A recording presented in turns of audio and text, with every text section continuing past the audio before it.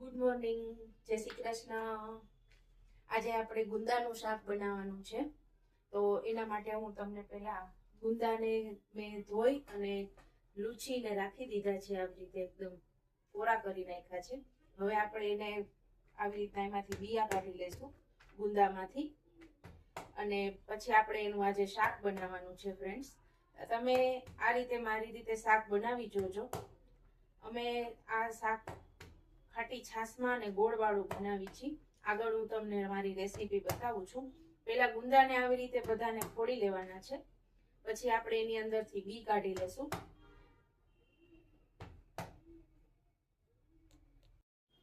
આવી રીતે ગુંદા બધા મેં ફોડી લીધા છે। હવે એને આપણે બી કાઢી લઈએ।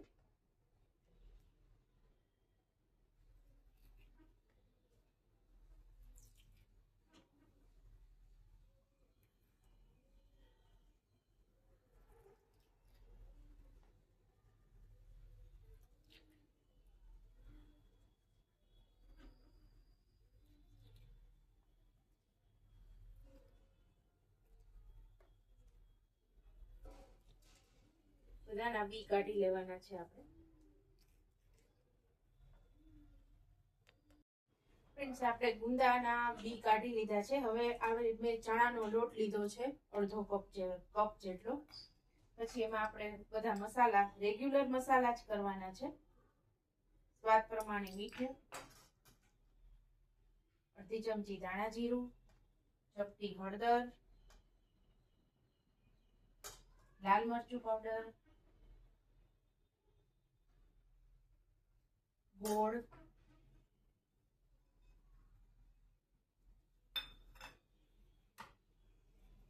અને થોડું મોણ નાખવાનું છે।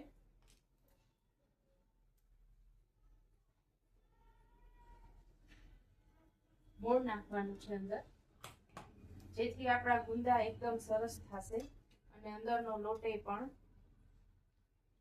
ચડી જશે। અને મિક્સ કરવામાં આપણને મોણ નાખવાથી સારું રહેશે, એકદમ બાઇન્ડિંગ આવી જશે। ગોળ છે એટલે અમસ્તું બધું મિક્સ થઈ જ જવાનું છે, પણ મોણ નાખવાથી શાકનો ટેસ્ટ બહુ સરસ આવે છે। આવી રીતે આપણે બધું મિક્સ કરી લેવાનું છે।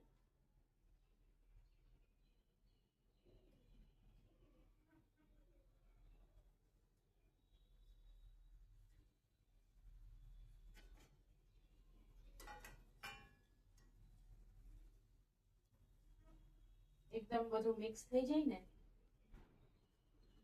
એ રીતે કરવાનું છે। ગોળની કણી ન રહેવી જોઈએ।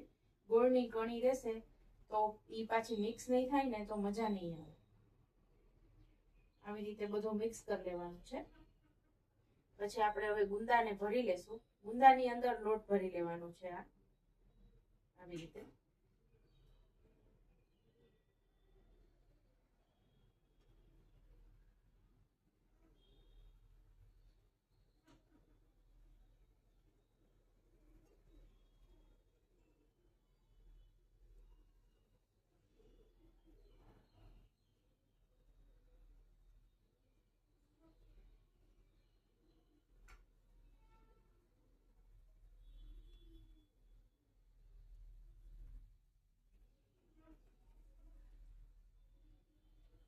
બધા ગુંદાને આવી રીતે આપણે ભરી લેવાના છે, જેથી ગુંદા બફાઈ જશે ને પછી અંદર લોટનો સ્વાદ બહુ સરસ આવે છે।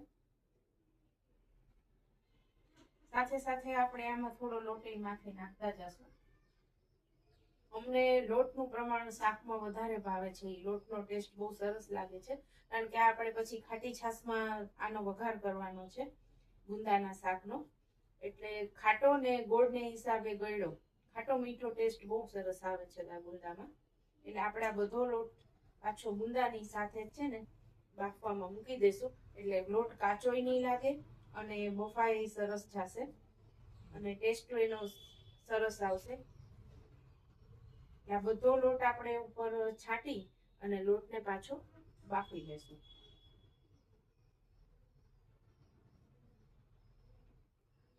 આ ગુંદાનું શાક મને ફ્રેન્ડ્સ મારી સાસુએ શીખડાવેલું છે, એની રીતથી બનાવું છું। આ બધો લોટ છે ને દેવાનું છે.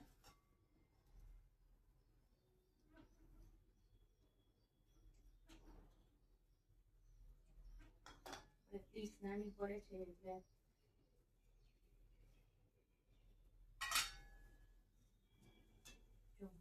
આ રીતે આને આપણે ઢોકળિયામાં બાફી દેવાનું છે. 15 થી 20 મિનિટ માટે એને બાફવા મૂકી દઈશું ફાસ્ટ ગેસે.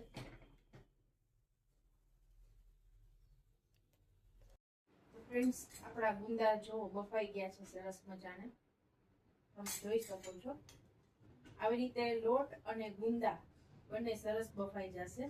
આ ખાટી છાશ લીધી છે મેં. હવે આપણે 2 થી 3 ચમચી તેલ મૂકશું.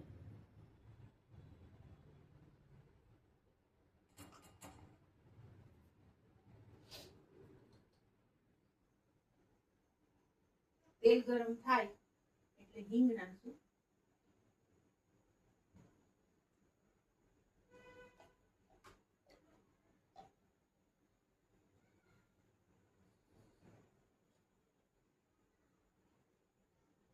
આવી રીતે ગુંદા એકદમ સરસ બફાઈ જાય છે, તમે જોઈ શકો છો. જો ગુંદુ એકદમ બફાઈ ગયું છે અને અંદરથી પણ આ ગુંદામાં લોટ અંદર ભરેલો છે. એટલે ગુંદુ તમે જ્યારે ખાશો ને ત્યારે એનો ટેસ્ટ બહુ સરસ આવે છે. હવે આપણે પેલા તેલ ગરમ મૂકી હિંગ નાખી દીધી છે. રાઈ જીરું કાંઈ નાખવાનું નથી. પેલા આપણે આ ગુંદા વઘારશું.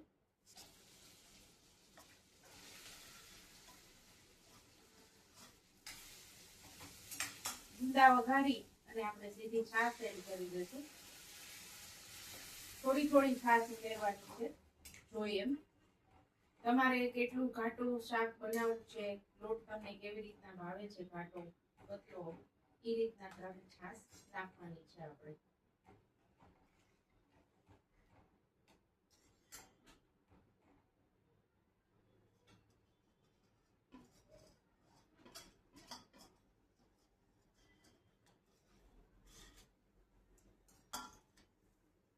ફ્રેન્ડ્સ, આ લોટમાં તમને હજી મરચું ઓછું લાગતું હોય તો તમે નાખી શકો છો.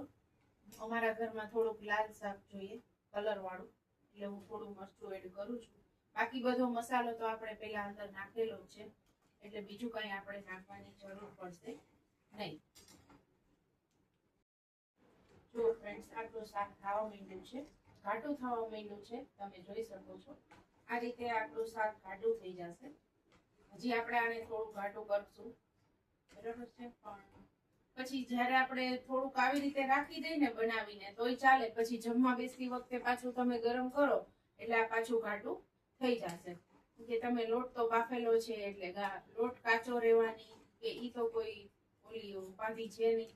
આપણે આ લોટ તમારો આવો સરસ મજાનો છે, ઈ તમારો પૈડો પૈડો ઘાટો થઈ જશે અને તમે જમવા બેસો ત્યારે પાછું ગરમ કરી શકો છો, એટલે તમારો લોટ પાછો ઘાટો થઈ જશે. ફ્રેન્ડ્સ, આપણું આ શાક બની ગયું છે. મારી ચેનલને લાઈક, શેર અને સબસ્ક્રાઇબ કરી દેજો. જય શ્રીનાથજી.